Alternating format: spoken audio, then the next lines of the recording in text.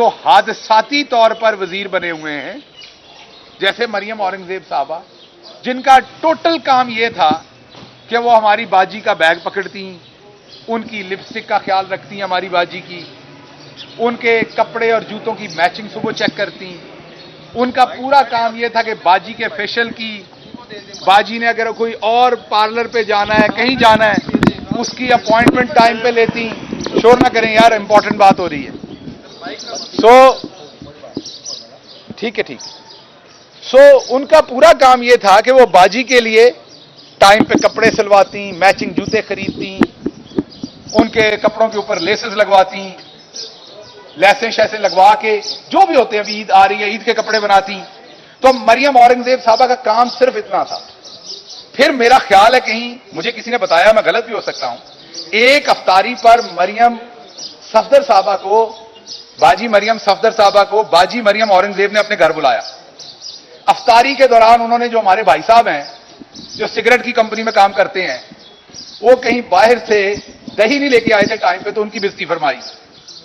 जब उन्होंने देखा कि वो इतनी जबरदस्त बेइज्जती करती हैं, मीन एक दफा फंड के रख दी, वो जरा है भी उन्होंने देखो ना, वो लगता है कि बेइज्जती करने वाली ने, वो उन्होंने कचीचियां वट के ना उन्होंने मुंह वटिया गया है।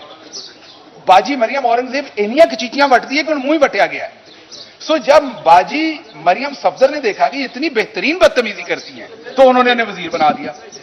अब मरियम औरंगजेब साहबा को यह नहीं पता कि आप अपना सियासी कद देखें, अब बातें देखें, क्या सियासी पिद्दी, क्या पिद्दी का शोरबा।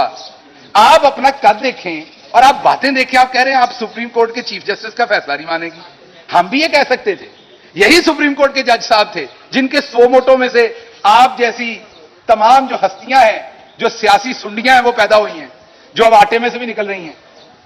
तो हमने तो नहीं कहा था कि ये सो मोटो जो लिया गया था उससे हमारी हुकूमत खत्म हुई थी, हम ये फैसला नहीं मानते। हमने भी उसी अदालत में मौजूद था, हमने भी उस अदालत में दुहाई दी थी कि फुल बेंच बनाएं, फुल कोर्ट बेंच बनाएं। हमारे वकीलों ने भी जंजीर खटखटाई थी कि फुल बेंच बनाएं, नहीं बना था। हमारे लीडर ने तो चुप करके डायरी उठाई, गाड़ी में बैठे घर को चलते बने।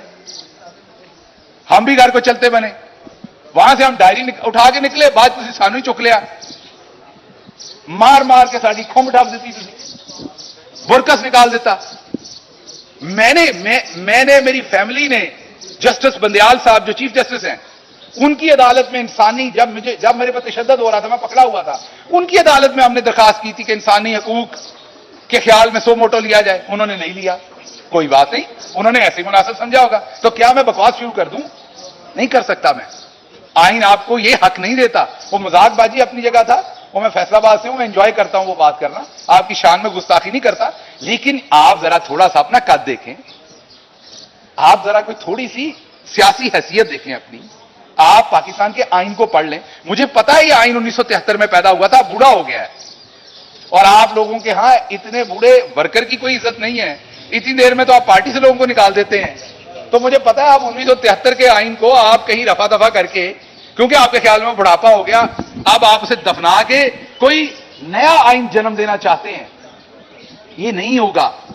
उसकी वजह यह है कि अभी तो आपका मुकाबला है हमारे साथ। जैसे ही आपने आइन की किताब फाड़ने की कोशिश करनी है, तो फिर आपका पहला टाकरा होना है सहाफियों के साथ, दूसरा टाकरा होना है वकीलों के साथ, तीसरा टाकरा होना है आपका अदालतों के साथ, चौथा टाकरा होना है आपका सिविल सोसाइटी के साथ, फिर पांचवा टाकरा होना है पॉलिटिकल पार्टीज के साथ।